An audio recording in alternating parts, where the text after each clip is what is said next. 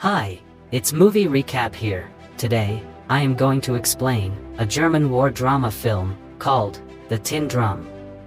Spoilers ahead, watch out and take care.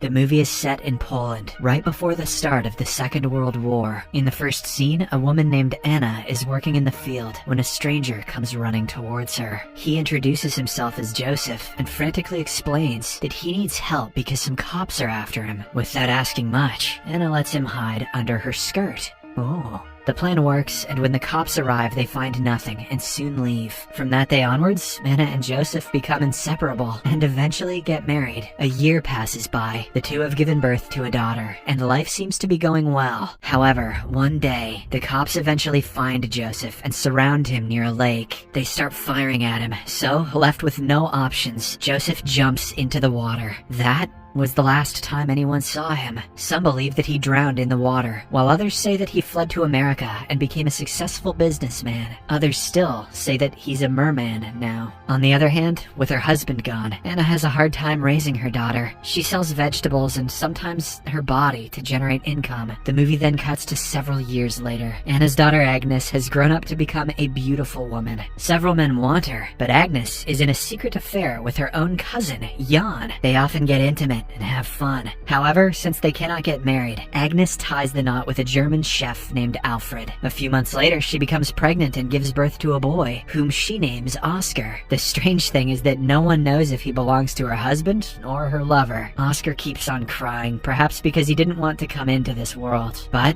when Agnes promises to give him a drum when he turns 3, he calms down. Following this, the movie again fast forwards by 3 years. It is Oscar's 3rd birthday, and a lot of guests and relatives have gathered at his place. As promised, Agnes gifts him with a toy drum, making him happy. Oscar parades around the house and plays with it curiously, completely ignoring the celebrations going on. However, when he notices the grown-ups drinking alcohol, he is disgusted. So, Oscar decides to stay a child forever. That night, he jumps from the staircase and seriously injures himself. When he's taken to the hospital, the doctors diagnose that he has ruptured certain parts of the brain, which control physical growth. Now, Oscar's wish is granted. He will remain a child forever. A few weeks later, Oskar is discharged from the hospital, and he immediately starts engaging with the tin drum. He takes it everywhere he goes, whether it be at home, the market, or even at school. One day, his fed-up dad tries to snatch the drum away from him, but Oskar unleashes a scream so deadly that it smashes all the nearby glass. Realizing that the kid has superpowers, the family lets him be. What is going on in this movie? 3 more years pass, and Oskar has turned 6. He still hasn't grown by an inch, and the drum is always with him. One day at school, a teacher tries to take it away, prompting Oskar to scream loudly. This not only hurts the other students, but also shatters the teacher's glasses. At home, Agnes and Alfred have grown worried due to their son's antics. On one hand, he doesn't grow physically, and on the other hand, he is obsessed with the tin drum. They take him to different doctors around the city, but none of them can come up with a cure. Once the parents finally accept Oscar's fate, they decide to give him the best life they possibly can. So, every Saturday, Agnes takes him to the city, apparently to show him around. But in reality, she leaves him in a toy shop and goes to meet her lover Jan. They always make sure to have vigorous intercourse. One day, Oskar catches his mom in the act, but he doesn't care at all. He simply wants to continue being a kid and play with his tin drum. 6 more years pass by. Oskar is now 12, but he hasn't aged a day from his 3rd birthday. One day, his parents take him to a circus where a bunch of dwarves are performing. Seeing them, Agnes and Alfred wonder if their son is also a dwarf. After the show ends, Oskar meets the leader of the dwarves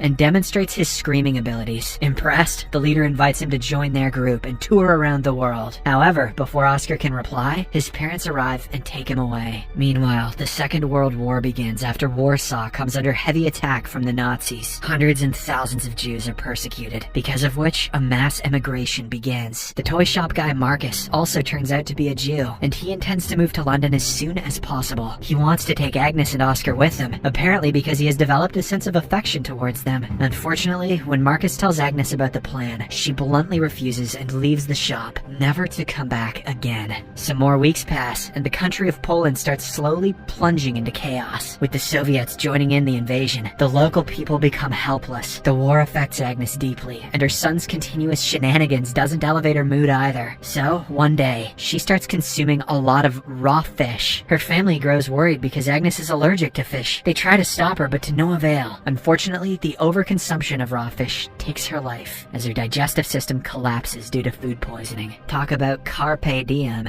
At her funeral, many friends and relatives come to pay their respects. Marcus is also among them, but he is swiftly sent away by the Nazis due to his ethnicity. However, after everyone leaves, he returns and quietly expresses his love for Agnes, something which he could never do when she was alive. Unfortunately, a few days later, Marcus's toy shop is burnt down by the Nazis. With his only source of livelihood gone, he plunges into depression and ultimately commits the unthinkable. When little Oskar finds out about this, he is heartbroken, not because he liked Marcus, but because his toy shop was the only one in the city which repaired drums. Since Oscar's old drum is now partially damaged, he goes to his second father, Jan, for help. The latter works at the local post office, where a lot of old drums have been kept. So, Jan takes the little boy there to get him a new one. Unfortunately, on that very day, the Nazis launch a surprise attack on the post office, eviscerating everything that comes in their way. Several men are killed on the spot, and while Jan and the others fight gallantly, they are of no match against the ruthless Nazis. At last, Jan, along with the remaining Polish survivors, are taken outside and executed one by one. But luckily, Marcus manages to hide inside the post office long enough until a good Samaritan rescues him. Now, with his mother and second father both dead, Oskar starts living with Alfred permanently. One day, the latter hires a young maid named Maria. Oskar is immediately smitten by her beauty and always tries getting close to her. "Hey, let me pull a grandpa and get in those skirts." But Maria simply treats him like a child. Although they are of the exact same age, she is oblivious to it because of Oscar's tiny body frame. One morning, the little boy wakes up to an argument happening in the living room. When he goes to inspect, he shockingly sees his father and Maria berating each other in their scantily dressed attire. They were having an affair all along, but Oskar had no idea. He is heartbroken to see the love of his life being clapped by his own father. However, things are not so simple. Maria genuinely loves Alfred and wants to be with him, but he simply sees her as a commodity. He doesn't want to get married to her because of her age. That evening, as Maria is crying alone in the kitchen, Oskar tries to comfort her using his drum. "Dad can diddle ya, but I can paradiddle ya." Badumps.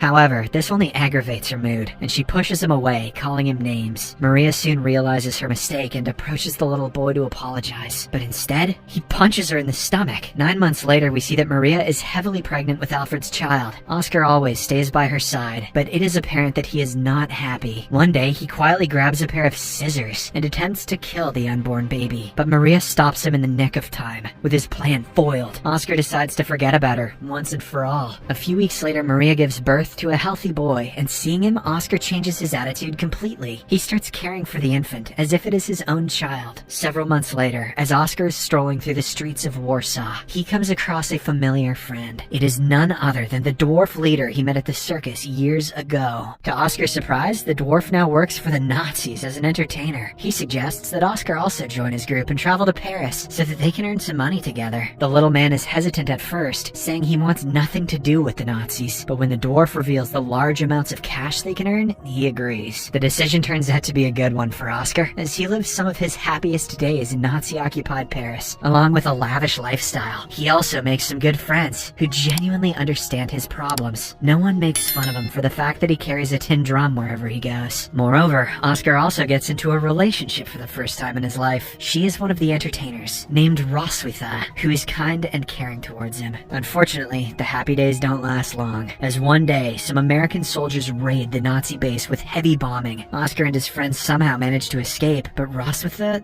is not so lucky. She dies a painful death right in front of Oskar's eyes. The incident traumatizes the little man, and unable to cope up with the current situation, he returns home. Alfred is ecstatic to have his son back, but the same cannot be said about Maria. She still despises him for the punch he delivered to her stomach years ago. Nonetheless, Oskar is happy to be back home. When Maria's son turns 3 years old, he gifts him a tin drum, just like the one he got at the same age. Meanwhile, the war has escalated to the point where walking on the streets has become dangerous. The Nazis are now executing not only the Jews, but also innocent Poles. This terrifies Alfred, because although he is German, his entire family is Polish. So, to keep them safe, Alfred renovates his basement and hides everyone there. Unfortunately, one day the place is discovered by some Soviet soldiers. They interrogate the family one by one, and when Alfred is found to be German, he is executed on the spot. The following day, a rich and influential Polish man named Mariusz takes over Alfred's restaurant. He also conducts the recently deceased chef's funeral, citing that he knows what it feels like to lose a family member. Mariusz explains that just a few months ago, his wife and children passed away in an accident. Oskar is also present at the funeral, and this is when it finally dawns on him that he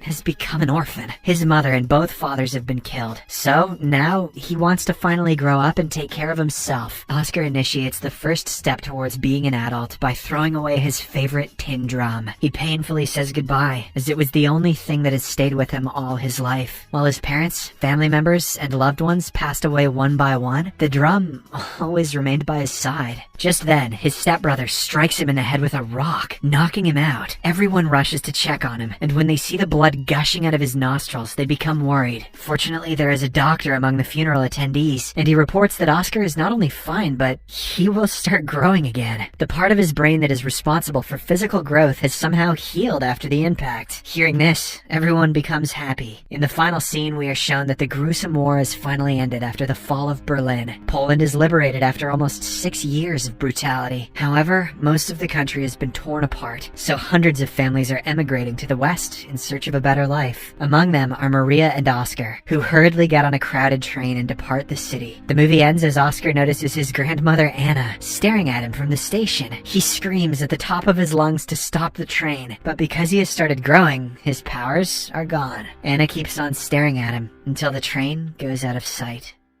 Subscribe for more videos like this, turn on notifications, and leave a like to help the channel out. Thank you for watching.